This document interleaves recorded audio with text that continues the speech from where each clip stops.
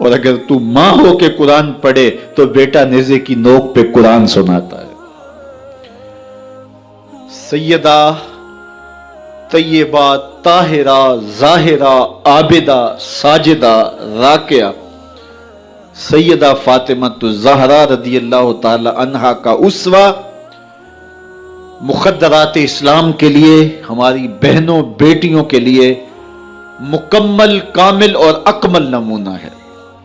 میری مائیں بہنیں بیٹیاں بھی پردے میں بیٹھ کے سن رہی ہیں، اور جو یہاں موجود نہیں ہیں، آپ لوگوں کی وساطت سے یہ پیغام ان تک بھی پہنچے گا، تو میں گزارش کروں گا اس بے حیائی کے ماحول میں، جبکہ میڈیا بے لگام ہے، سوشل میڈیا قیامت ڈھا رہا ہے، آنکھوں سے حیا اڑ گئی ہے، سوچوں میں آوارگی آ گئی ہے، لباس سمٹ کے بالکل واجبی سا رہ گیا ہے، اور حیا قصہ پارینہ بن گیا ہے۔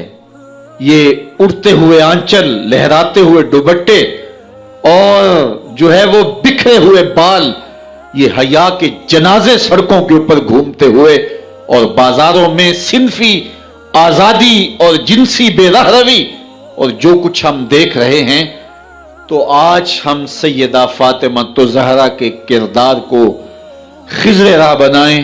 اقبال کہتا ہے مزرعے تسلیم را حاصل بطول، مادرارا اسوائے کامل بطول۔ مزرعے تسلیم کی کھیتی کا جو حاصل ہے، جو پھل ہے، وہ سیدہ فاطمہ ہے، اور ماؤں کے لیے کامل نمونہ سیدہ فاطمہ الزہرا رضی اللہ تعالی عنہا ہیں، جن کے آنچل کو مہر و ماں نے بھی نہیں دیکھا تھا۔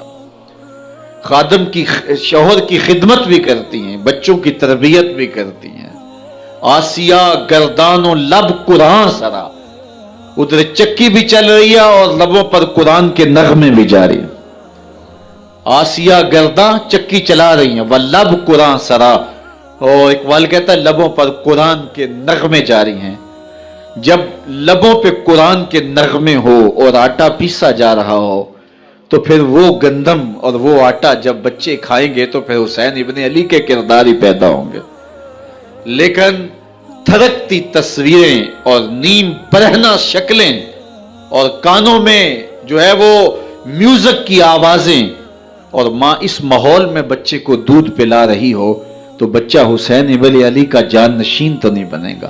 کوئی اداکار تو بن سکتا ہے، کوئی گلوکار تو بن سکتا ہے، لیکن حسین ابن علی کا جان نشین نہیں بنے گا۔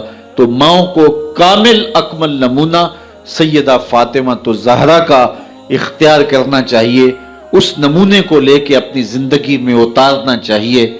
آج ہم دلیلیں دیتے ہیں، میڈیا سے دلیلیں سنتے ہیں، اسلام تنگ نہیں ہے، تم نے اسلام کے دائرے کو تنگ کر دیا ہے۔ میں ایک ہی بات کہا کرتا ہوں، یہ دلیلیں دینے والے سوچیں کہ رسول خدا کی بیٹی کے پردے کا عالم کیا تھا۔ بس ہمارے لیے وہ نمونہ ہے، وہ کامل اور اکمل نمونہ ہے، اور ہم نے اپنی زندگی اس نمونے کے مطابق گزارنی ہے۔ سیدہ پاک سلام اللہ علیہا کو اس بات کی فکر رہتی تھی کہ ساری زندگی تو میں نے اپنے پردے کی حفاظت کی، مرنے کے بعد جب پٹڑے کے اوپر ڈال کر کے لے جایا جاتا ہے لاش کو، تو اس وقت جسم جھلکتا ہے، چھلکتا ہے، تو بے پردگی ہوتی ہے۔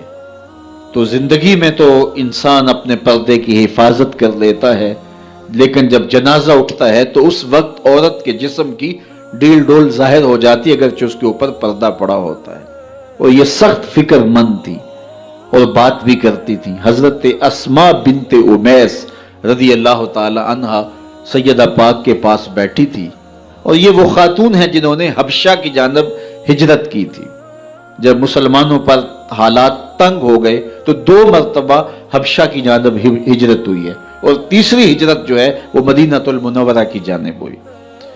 تو حبشہ کی جانب انہوں نے ہجرت کی اور وہاں کچھ وقت گزارا تھا، تو انہوں نے کہا کہ میں نے وہاں ایک منظر دیکھا ہے کہ 4 پائی کے چاروں پائے جو ہیں ان کے ساتھ شاخیں باندھی جاتی ہیں، اور شاخیں باندھ کے ان کو پھر آپس میں جوڑ دیا جاتا ہے، اور اس کے اوپر کپڑا ڈال دیا جاتا ہے، وہ ایک ڈولی بن جاتی ہے، اور اس میں عورت کا جنازہ ہوتا ہے۔ جب یہ بات سنی تو سیدہ کی خوشی کی انتہا نہ رہی، کہا یہ تو بہت اچھا ہوا۔ اور سیدہ پاک کا پھر جنازہ پردے کے ایسے ماحول میں اٹھتا ہے اور رات کی تنہائی میں اٹھتا ہے اور بہت تھوڑے لوگ جنازے میں شامل ہوتے ہیں، اور پھر سیدہ پاک سلام اللہ علیہا کے پردے کا عالم یہ ہے، اہل سیر نے لکھا ہے کل قیامت کے دن جب میدان حشر میں سیدہ تشریف لائیں گی تو 70,000 حوروں کے جلو میں ہوں گی، اور جب گزرے گی تو آواز آئے گی یا اہل الجمع غدوا ابصارکم لأن فاطمہ بنت محمد حتی تمر، اے نبیوں، رسولوں، پیغمبروں، اے صالحین، نیکوکاروں، اے حشر کے میدان میں جمع ہونے والے لوگوں، اپنی نظریں نیچی کر لو، محمد کی صاحبزادی گزر رہی ہے۔ تو قیامت کے دن بھی اللہ ان کو یہ اعزاز دے گا، ان کو تکریم دے گا، ان کو عزت نصیب کرے گا۔ تو سیدہ پاک کا نمونہ زندگی ہماری مخدرات اسلام کے لیے، ہماری بیٹیوں کے لیے، بہنوں کے لیے کامل، اکمل اور مکمل نمونہ ہے۔ مزرعہ تسلیم را حاصل بطول، مادران را اسوائے کامل بطول۔ تو ان سے ہمیں سیکھنا ہے کہ انہوں نے اپنی ساری زندگی کیسے گزاری۔ آج کی عورت کہتی ہے کہ میں نہیں کر سکتی نماز روزہ اور یہ امور نہیں بجا لا سکتی، بچوں کا بوجھ اتنا ہے، ان کی تربیت اور ان کو کھانا دینا، ان کو دودھ دینا، بار بار جو ہے وہ ان کا لباس تبدیل کرنا، کب وقت ہوتا ہے، میرے کپڑے بھی ناپاک ہو جاتے ہیں، تو کیسے میں ان کو جو ہے بچوں کو کروں اور اس کے بعد عبادات بھی وقت پہ کر سکوں، تو یہ بڑا مشکل ہے۔ وہ حضرت سیدہ کو دیکھیں کہ آپ اپنے کندھوں پہ مشکیزہ بھی اٹھا کے لاتی ہیں، چکی بھی پیستی ہیں، بیٹوں کی تربیت بھی کرتی ہیں، شوہر کی خدمت بھی کرتی ہیں، اور مصلی بچھا کے جب کھڑی ہوتی ہیں تو ساری رات قیام میں، کبھی رکوع میں، کبھی سجدے میں گزر جاتی ہے، اور پھر کہتی ہیں مالک تیری راتیں اتنی چھوٹی ہیں، تیری بندی کا ذوق بندگی ہی پورا نہیں ہوتا، ایک تو رات اتنی لمبی بنا دے جی بھر کے تجھے سجدہ ہی کر سکوں۔ تو انہیں شکوہ رہتا ہے کہ راتیں اتنی چھوٹی ہیں اور میرا ذوق بندگی ہی پورا نہیں ہوتا۔ سارا دن روزے سے گزرتا ہے، رات قیام میں، رکوع اور سجود میں گزرتی ہے، اور بیٹوں کی تربیت کی تو وہ کائنات نے ایسی تربیت کا جوہر نہیں دیکھا ہے جو سیدہ فاطمہ کے گھر میں پلنے والے بچوں میں تربیت کا رنگ نظر آیا، کہ انہوں نے اپنا خون دے دیا لیکن دین کی آن پہ آنچ نہیں آنے دی۔ تو ان کی زندگی ہمارے لیے، ہماری مخدرات اسلام کے لیے، بہنوں، بیٹی اور ماؤں کے لیے کامل اکمل نمونہ ہے۔ میری بہن، میری بیٹی، تو مغرب کی ٹینو نہیں ہے، تو مشرق کی بیٹی ہے، تو کوئی دیا نہیں ہے کہ جس کو جو چاہے اٹھا کے لے جائے، تو گھر کی رونق ہے، عزت ہے، آبرو ہے، تو سمٹ جائے گی تو معاشرہ پھیل جائے گا، اور تو اگر گھر میں سمٹ کے بچوں کو سنبھال لے گی تو امت بحر و بر پہ قابض ہوگی، لیکن اگر تو گھر کو نہ سنبھالا تو پھر امت کبھی بھی بامراد اور کبھی بھی سرخرو نہیں ہو سکتی۔ اگر پندے ز درویش پذیری، ہزار امت بمیرت تو نہ میری، بطول باش و پنہا شو ازیں اثر کہ در آغوش شبیر بگیری۔ اقبال کہتا ہے کہ اے امت مسلمہ میری ایک بات مان لے، ہزار امت مر جائے گی، امت مسلمہ تجھے موت نہیں آ سکتی، اور وہ کیا ہے؟ اللہ اکبر، بطول باش، قوم کی بہن سے، بیٹی سے، ماں سے مخاطب ہو کے اقبال بولتے ہیں بطول باش، بطول بن جا، وہ پنہا شو ازیں اثر، اور زمانے کی آنکھ سے پوشیدہ ہو جا، پھر در آغوش تو شبیر بگیری، پھر تیری آغوش میں بھی حسین ابن علی کے جانشین پرورش پائیں گے۔ تو اپنے آپ کو سمیٹ کے اس کردار کے سانچے میں ڈال لیا جائے۔ عورت کا دائرہ کار گھر ہے، چار دیواری ہے، اور اس چار دیواری کے ماحول کو آسودہ رکھے، وہ باہر نکل کر کے جو ہے وہ گھر کی ذمہ داریوں سے دستبردار نہ ہو۔ یہ ذمہ داریاں مرد کی ہیں کہ وہ باہر نکلے اور ضروریات کو فراہم کرے۔ یہ عورت کی ذمہ داری چار دیواری کی ہے، اس چار دیواری کو رونق بخشے، اور تربیت پر نئی نسل کو بہتر بنانے کے لیے اپنی ساری صلاحیتیں صرف کر دے.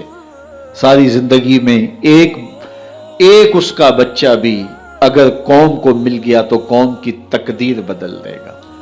مائی راستی ہیں یا ام الخیر ہیں، انہوں نے ایک بچے کی تربیت کی. آج مائیں کیوں نہیں کر سکتی؟ بابا فرید کی ماں بیٹے کے مزاج کو سمجھتی ہیں کہ یہ شکر کو بہت پسند کرتا ہے، تو شکر کی پڑیا مصلے کے نیچے رکھ دیتی ہے، اور بیٹا مصلہ اٹھاتا ہے تو نیچے شکر کی پڑیا ملتی ہے. روز ڈیوٹی دیتی ہیں، اور بیٹا شوق سے نماز پڑھتا ہے، بعض میں شکر کی پڑیا بھی ملے گی.